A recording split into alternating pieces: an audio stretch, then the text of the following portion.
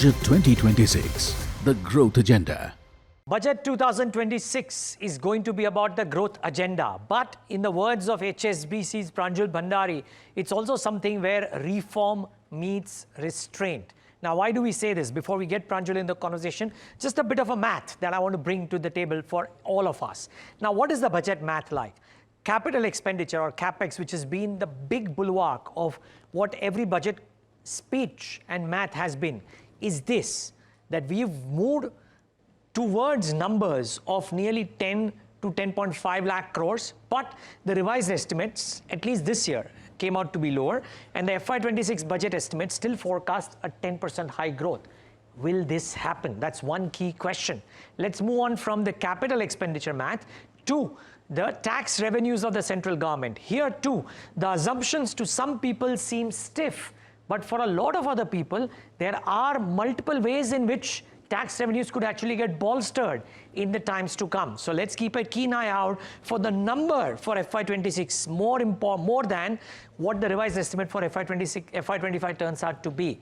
Moving on from the tax revenues to the fiscal deficit number. Here, you would argue that almost everybody is on the same page. So while the fiscal deficit number jumped up during the COVID period, we've been on a steady glide path post. The expectation is that this 4.4 number could also be met because this government is very, very focused on meeting the fiscal glide path under any circumstances at all. So these are the key numbers with which the budget thing works with. And of course, like I said, capital expenditure remains the big bulwark of almost any budget speech. The question though to our guest, Pranjul Bhandari, as she joins in the studios, or rather on the show, is whether or not this period of restraint that the government might have to exercise, will it be impacted by the need for reforms? Pranjul, great having you. Thanks so much for joining in. And I loved the headline, if I can call it that, of your report, wherein you mentioned that reform meets restraint, but you do believe that on most counts, the government will be able to live up to the numbers that the street has been working with or the government is forecast. Yes, absolutely. Thanks for having me here.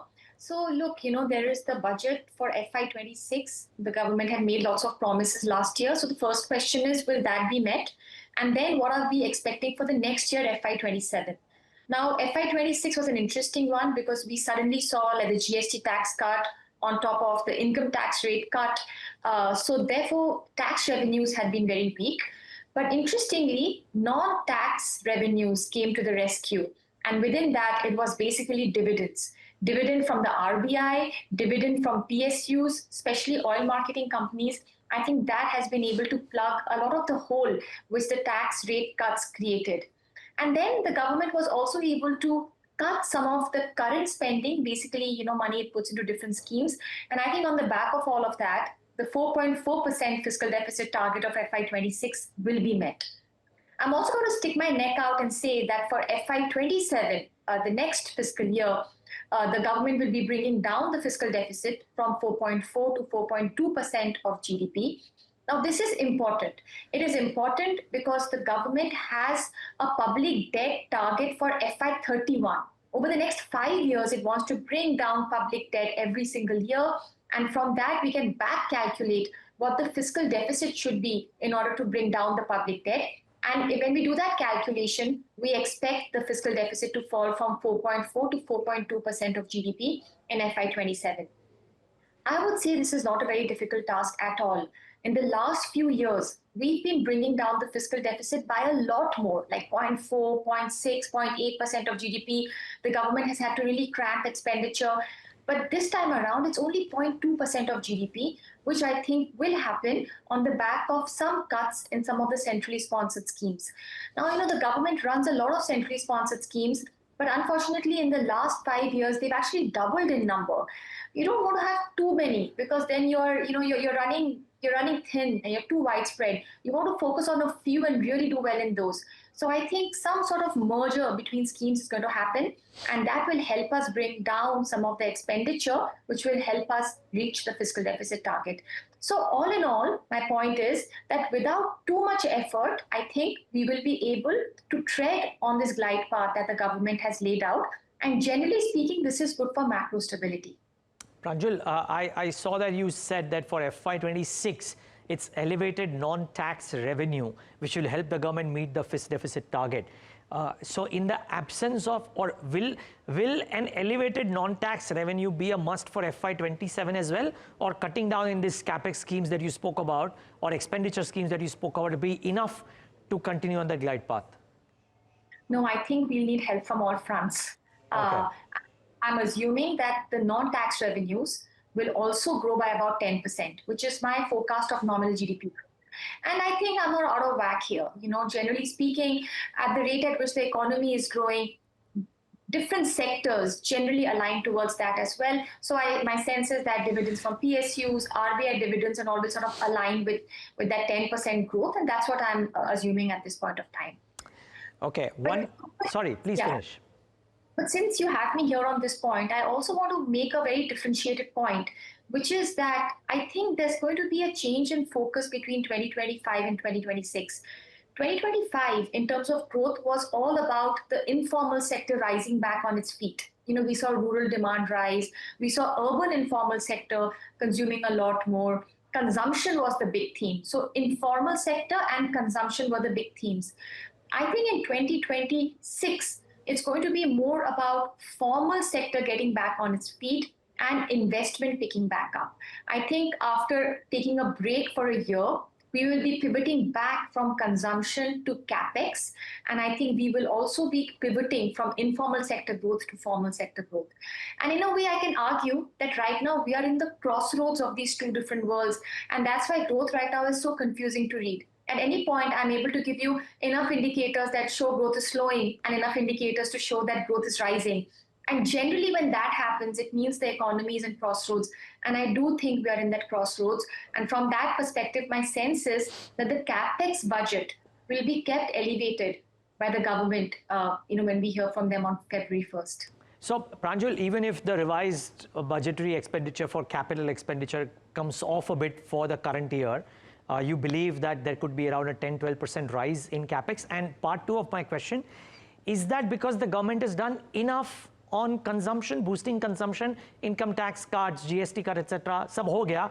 Now let's focus back on capex? I think so. Yeah, I agree with you on that. So we are expecting about 10 to 12% increase in capex. Where will this money go? I think the traditional sectors have been road and railways, but more over time, even urban infrastructure is rising, which is very important. And I also think that capex loans to states is also something that will increase. It's a 5-year-long experiment that the central government has done. Every year it has risen this by a little bit. And I think in FY27 also we will see a big increase in capex loans to states. By the way, this is also important because the GST tax cuts have meant that some revenue losses happen for states. So in a way, you try to compensate from all of these things. And I think capex loans will be a very important one out there. In terms of consumption, I must say that last year, the GST tax cut and all the income tax cut, it actually cost the government 0.8% of GDP in revenues. I think that's quite a big number. And I don't see a need or space for that to be repeated this year. So yes, I think there's going to be a pivot in the government budget from consumption towards capex. Okay. And the line on your note says that a slew of reform steps and a neutral fiscal impulse are likely to be the hallmark of the budget. What reform steps are you envisaging? Yeah. So look, I'm not going to say that there's going to be something new and dramatic that's going to change the face and shape of India overnight. What I do want to say is that I think some important things have been announced over the last year, and a concerted push will be given on all of them. On the domestic front, this whole deregulation drive that's happening in central government, state governments, I think that will pick up space, and I'm going to watch out for that. I think, capex will rise. There will be capex diversification. I think there'll be pruning of schemes. Some of the old centrally sponsored schemes will be done away with to clean up, the act to some extent. So these are some of the domestic reforms. And in some of the external reforms, I think we could see a little more subsidies to small firms and exporters, particularly exporting firms. We could see more openness in FDI. I think there's going to be a very big push in right sizing customs duty, because right now we have a lot of issues like inverted duty structure or too high import duties that is making cost of production high in India. So right sizing the whole customs duty regime, I think, is going to be a very important one as well. Got it. Okay. Pranjul, so one is the budget and the government actions. Two is how is it that people think about it? And I think while the rating agencies' verdicts have been constructive to benign, there is a fair degree of variance in how global agencies of various sorts think about growth numbers for India. Now, you do this via PMIs on a month-on-month basis as well. You would have predictions for what happens over, let's say, FY27 too. What do you think about the variance in these estimates? Is it a factor of how the world is right now, that it is so unpredictable? And what is your own target for the next 12 months or 15 months, as the case may be? Yeah, so for growth, look, it's a very uncertain world, right? Every day the tariff rates for different countries are changing. There's new sort of geopolitical risks. Markets are moving wildly between risk aversion and, risk taking. So these are very difficult times to get a forecast done. But I would say that my sense is that when I look at India, I think right now a lot of the growth is coming domestically. We are not doing very well in exports. We may have done a little well in the first half of 2025 because of front loading of exports, but I don't think we did as well as many other ASEAN countries I follow, like, for example, Vietnam and Malaysia. So we haven't been a very external sector-driven growth. We've been more domestic-driven growth. What has helped us in the last 12 months is all these tax cuts, RBI easing, and then a lot of exogenous factors. The fact that oil prices suddenly went down, the fact that rains were very good. So all of that has helped our growth, but mostly domestic. My sense is that in the next 12 months, many of the things that helped us in the last 12 months are going to fade in importance, like rain, like oil prices. In a year-on-year basis, oil can't fall dramatically more or as much as it had fallen in the last year. And therefore, we'll have to look for new ways to grow. One new way to grow is that there are tailwinds coming from all the policy easing we saw last year. Like we saw the RBI cut a lot of rates, give some liquidity here and there. Credit growth has now started to pick up, and the hope is that it continues to pick up over the next year. So the tailwinds of the policy easing that has already happened may help us grow over the next 12 months. But we are at an interesting crossroads, as in it is possible that some of the green shoots that we are seeing in credit growth or some private capex in a few sectors, they fizzle off, or they gather strength and then they keep going. And that is the level of uncertainty that I have, in my forecasts. And with that, I would say for me, real GDP growth will be somewhere between 6.5% to 7%. 6.5% if we are not able to really, move on to this whole credit growth and capex story, and about 7% if we are able to move to this new world. Got it. Okay. Pranjul, as we wrap up, I'm going to ask you to do the impossible, and which is try and give us some sense of how can one predict anything in a Trump era with all the uncertainty that comes in. Now, it's a difficult question. You might not have firm views on any of these. But I'm just trying to understand, as somebody is looking at India and India growth and how it may get impacted due to various moves that happen. How do you, when you're writing a report, think of the uncertainties that come in by every decision by a decision that could come in almost every second day? And point two, it now no longer seems to be a tariff event against India because India has not signed the trade deal. I mean, it's happening against EU, it's happening as a clutch of other countries as well. Yeah, I think what helps me keep my focus on my forecast is macro stability. I think it's very important to be in the position we're in which our inflation is fairly low, our current account deficit is also sustainable, broadly speaking, and we have fiscal deficit that is coming down every single year. And I think that creates some sort of confidence in the economy. Now, look, there are questions on growth. There's a question on timing. There are some times when other themes are interesting, like, for example, AI theme, and a lot of equity money is going there and not coming to domestic economy themes like India. But eventually, what sees you across cycles is, a strong sort of macroeconomic backbone, which I think we have at this point, and I think that is to our strength. And I'll make one final point, a little geared towards bond market. We've been so worried, every single day we are seeing the bond yields rise a little bit, despite the RBI trying to help out with OMO purchases. We worry a lot about things, but sometimes things can change a lot. And I just want to leave you with this thing on states. We are so worried about state funding and state fiscal deficit rising and creating very large borrowing. But if you look at the numbers, you'll see that the state fiscal deficit has already reached its maximum number of about 2.9 to 3%. States are not allowed to borrow more from these levels. So at this point of time, states can't really splurge from here.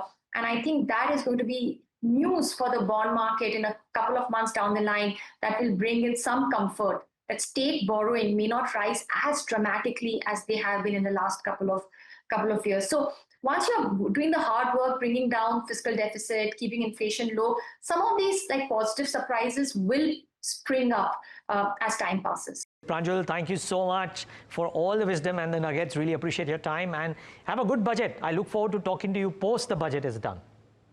Yes, absolutely. Good luck to you too. Thank you. And viewers, thanks for tuning into this very special conversation. It was lovely talking to Pranjul Bhandari. I hope you got some idea about what the budget and the next few months or next few weeks could look like. Budget 2026, the growth agenda, it's a budget for Bharat. What would it actually mean for all of us sitting here, all of us watching? That's going to be the key conversation that we're going to have today with none other than Keki Mistry. Welcome to the show, Keki, and always a pleasure to speak to you as well. Thank you. Thank you very much. The experience that you've had so far, the number of speeches that you would have heard so far as well, I'm sure you would be able to always think, you know what, this is what it's going to look like in terms of the budget. And these are going to be the focus areas. If you have to look at 2026, what, according to you, are going to be the key priorities of the government? All right. So, in my view, the budget will be around 5 or 6 themes. I think the first theme will be on growth. And we can talk about each one later. One is growth. Second will be employment generation, and therefore encouragement to industries which create jobs. Third will be consumption. Encouraging consumption, because the Indian economy really thrives on consumption. It's 60% of the economy. That's the third theme. Fourth will be for the rural economy, because that's where a large part of the population stay. Fifth will be fiscal prudence, because I think they will continue with their aim at keeping fiscal prudence and probably bring it down a little compared to where it was even last year. And the last bit will be on encouraging manufacturing. So these will be the 5, 6 broad themes of the budget, in my opinion. Okay, so let's break this down. I'll club 2 of them. If you have to talk about fiscal prudence and growth together. Now, we're targeting a fiscal deficit of what, 4.4% for FY26, right? Do you believe there is some room for a slight slippage that could come in, say 20, 30 basis points, if the money is then utilized for higher multiplier activities like infrastructure? Not in my opinion. In my opinion, whatever is planned for infrastructure should happen, but private sector should be encouraged to invest more in infrastructure, or private sector should be encouraged more to create jobs. And there are ways and means of doing it. For example, take manufacturing. Now, there was a time when we used to have something called investment allowance, where when you bought a plant and machinery, then at that time 25%, and then at some stage I think it became 20% of the cost of that plant and machinery could be written off against your profit and loss account for tax purposes in 1 year. Then there was a period of time when there was accelerated depreciation. So when you, again, in addition to your normal depreciation, if you set up a new factory or a new unit which met with certain conditions, then you would get additional depreciation. So something like that could be created to encourage manufacturers to produce more, to create more facilities. Because if you create more facilities, you will automatically create jobs. And jobs will lead to consumption, consumption will lead to more demand, and more demand will lead to more manufacturers wanting to produce more. So it's a chain which will keep the economy growing. So in my opinion, fiscal prudence is important. We should not let go of the fact that over the last 4 years or so, every year we've seen the fiscal deficit coming down. Okay. Because a higher fiscal deficit will be inflationary. And once it becomes inflationary, then you have a new challenge to sort of encounter. You know, but when you add to this, you know, yesterday, in fact, just we had IMF who's come out and upgraded your FY26 growth outlook, though they've said there will be some bit of stagnation that could be coming in the coming Quarters. years as well, right? How do you read that entire transcript? Because currently all eyes are on India. You have tariffs which do come in as a concern. FTAs are being looked at as well. Probably we are fast-tracking UK. US, no one knows where it's going. With all of this, how are you then looking at growth? Look, I would look at it like this, that exports has been relatively, and I speak relatively, obviously exports are very important, but exports is a relatively smaller part of the Indian economy than it is of, let's say, a China or, you know, someone like that. So whilst exports are important, it's the domestic economy, the fact that we have a young population, the fact that 2/3 of our population is below 35 years of age, and all these young people are people who, if they get jobs, will spend money, will consume, and that itself will keep the Indian economy growing. We've seen tariffs came in last year, but the economic growth in the first 2 quarters has been exceptionally high. 7.8%, 8.2%. Maybe for the third and fourth quarter, because of the larger base, the percentage may come down. But realistically, the growth will be dependent more on the domestic economy than on external. I'm not saying external is not important. External is also important. But most importantly, we should be creating jobs within India to make the domestic economy grow faster. Okay.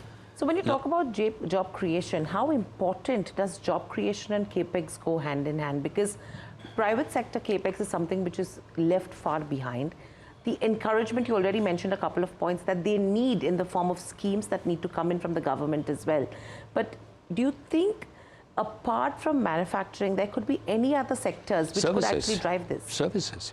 I mean, Indian economy is largely based on services. Services is the largest component of the economy. Manufacturing is relatively a lot less than what it should be. So it should be all segments of the economy, whether it's agriculture, whether it is manufacturing, whether it is services, everything should be. So we have to find ways and means of creating jobs. And particularly important for us because of what I mentioned earlier, the young population, the fact that we have so many students passing out from schools and colleges every year, and you need to create jobs for them. Okay. So we're talking about job creation, which is in the domestic market. We're talking about impact of global markets where exports, yes, it is important, but maybe not to that level. Then when you have to add to this the global volatility and trade, because yes, let's not go away from the fact that there is some impact, right? How do you think that the finance minister could prioritize to shield the Indian economy when it comes to financial buffers? Well, first of all, as I told you, exports are relatively less, 22-23% of the economy. And within that, exports to the US are about 18%. So in terms of the tariffs, the way they are today, the impact on the economy would be, on the GDP, would probably be 20, 25, 30 basis points. Material, but not that material. We saw that when the tariffs were imposed, we cut the GST rate. And with the reduction in the GST rate, consumption has picked up. You will see that across the sector. Whether you look at auto, you look at FMCG, you look at whatever, consumption has picked up. We have to make sure that momentum continues. And for that momentum to continue, we need domestic job creation. Now, you take housing, for example. Housing is a huge employment generator.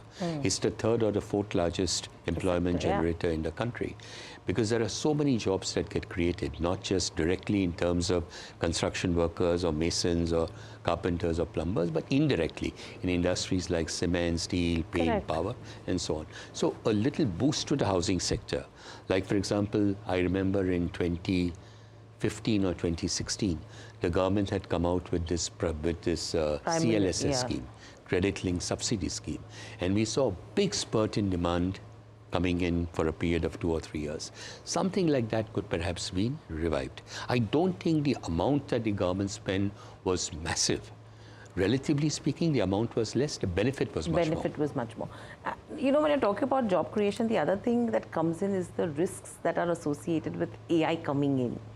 One way we are saying we need to create jobs, you have AI which is coming in as a disruptor to job creation as well. Because the conversation now is, if AI comes in full-fledged, what happens to the job creation?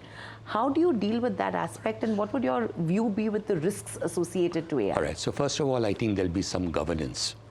There'll be some rules that the government at some point will come out with on how AI should be governed, how it can be used, and so on and so forth. Today, if you look at any boardroom, one of the items for discussion in most board meetings is on what impact will be there of AI on the company, on the business of the company. A lot of people are reskilling. So jobs which could perhaps become redundant with artificial intelligence. Artificial intelligence will also create its own need for jobs. So you have to reskill your people, reskill the people, so that whenever artificial intelligence can really be applied in a much bigger scale, it's being applied today, but in a significantly bigger scale, people are well trained to be able to adopt to it. I think it's a big opportunity. Okay. Let's not look at it as a threat. Let's look at it as an opportunity for India. We were the backbone of the IT boom in the world. And we should be at the backbone of the AI boom in the years to come. Okay. So I think it's a massive opportunity for the tech company.